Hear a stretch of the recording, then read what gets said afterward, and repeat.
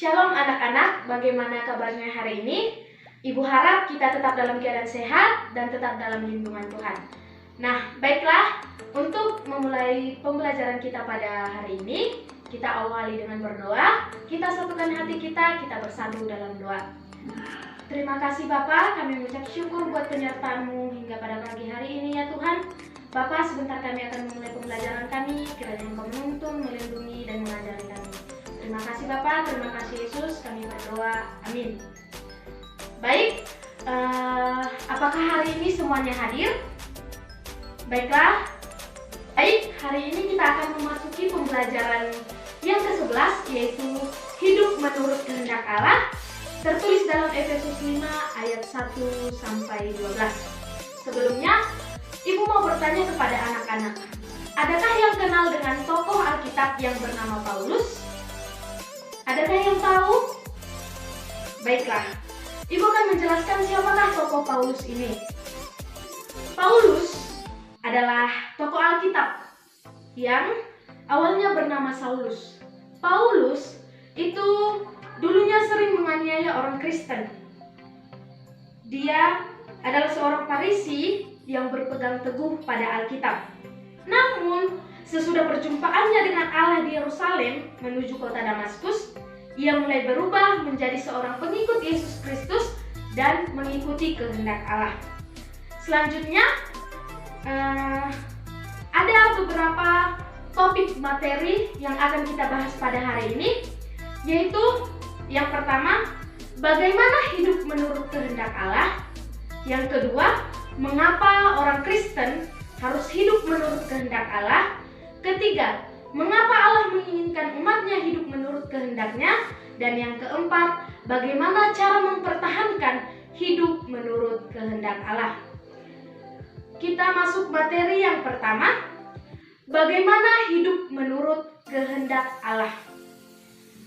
Sebelum itu, Ibu ingin kita membaca yaitu Efesus 5 ayat 1 sampai ayat yang kedua. Ibu akan bacakan untuk kita.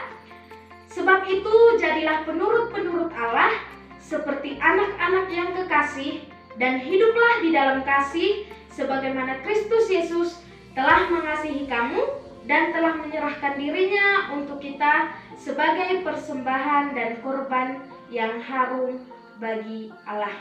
Nah, untuk mengetahui kehendak Allah itu sendiri, kita harus terlebih dahulu mengetahui apa yang tidak dikehendaki oleh Allah, dan itu kita bisa melakukannya bekerja menurut keputusan kehendaknya.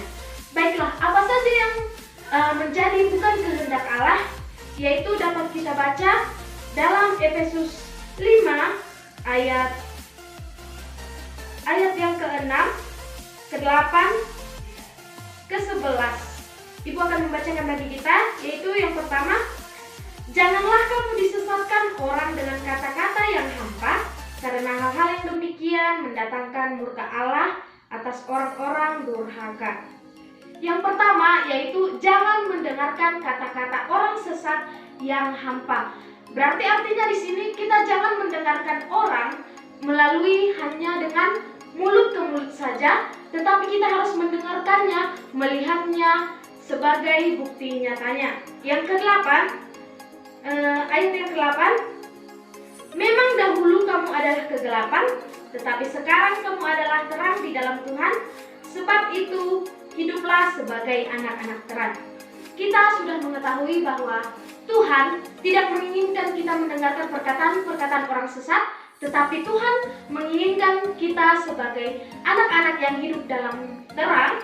Jadi sebagai anak-anak yang hidup dalam Kristus, kita harus hidup di dalam terang. Selanjutnya, ayat yang ke-11. Janganlah turut mengambil bagian dalam perbuatan-perbuatan kegelapan yang tidak berbuahkan apa-apa, tetapi sebaliknya telanjangilah perbuatan-perbuatan tersebut. Yang dimaksud di sini adalah perbuatan-perbuatan gelap. Misalkan contohnya seperti mencuri, dan perbuatan yang lain sebagainya. Kita tidak boleh melakukan hal itu karena itu tidak sesuai dengan kehendak Allah. Tetapi sebaliknya, Perbuatan yang menurut dengan kehendak Allah yaitu berbagi, saling mengasihi satu sama lain. Oke, selanjutnya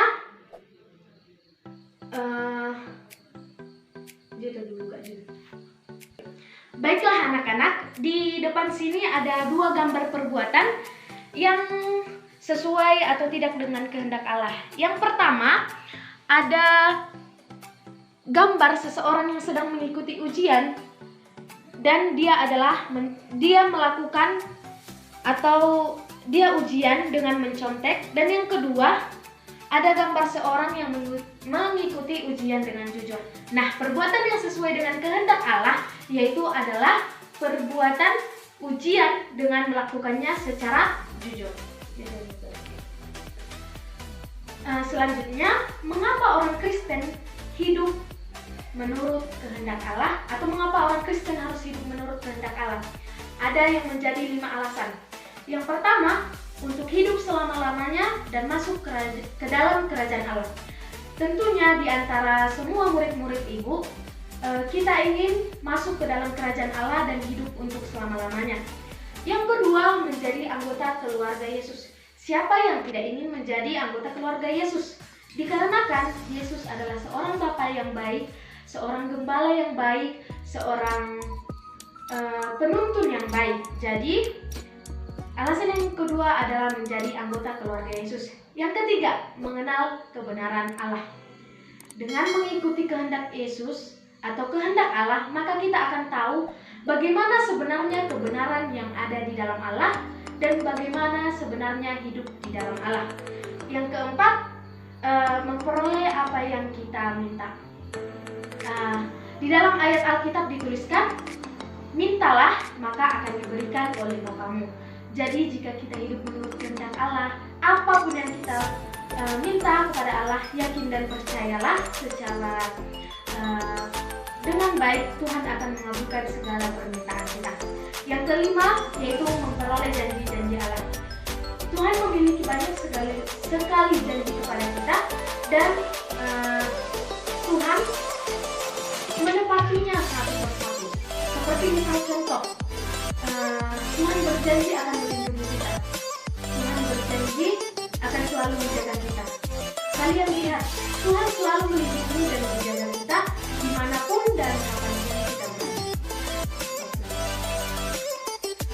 Pembahasan selanjutnya itu mengapa Allah menginginkan umatnya hidup menurut kehendaknya.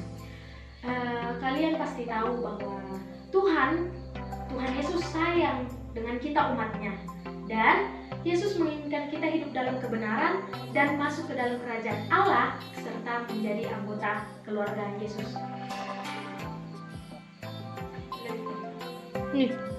Nah, bagaimana cara kita mempertahankan hidup menurut kehendak Allah?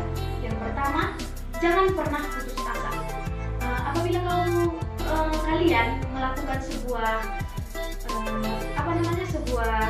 pekerjaan atau sebuah tanggung jawab, apabila kalian belum bisa melakukan tanggung jawab tersebut, jangan menyerah dan jangan putus asa. Tetaplah lakukan itu di dalam nama Tuhan Yesus. Yang kedua, semakin mendekatkan diri dengan Tuhan. Semakin mendekatkan diri dengan Tuhan itu dapat dilakukan dengan semisal berdoa, beribadah, melakukan perkumpulan atau semacam PA. Selanjutnya, semakin menguatkan iman, tetap bersyukur kepada Tuhan, jangan lupa berdoa, dan tetaplah memiliki kerendahan hati. Baiklah, Ibu akan menyimpulkan pertemuan kita pada hari ini.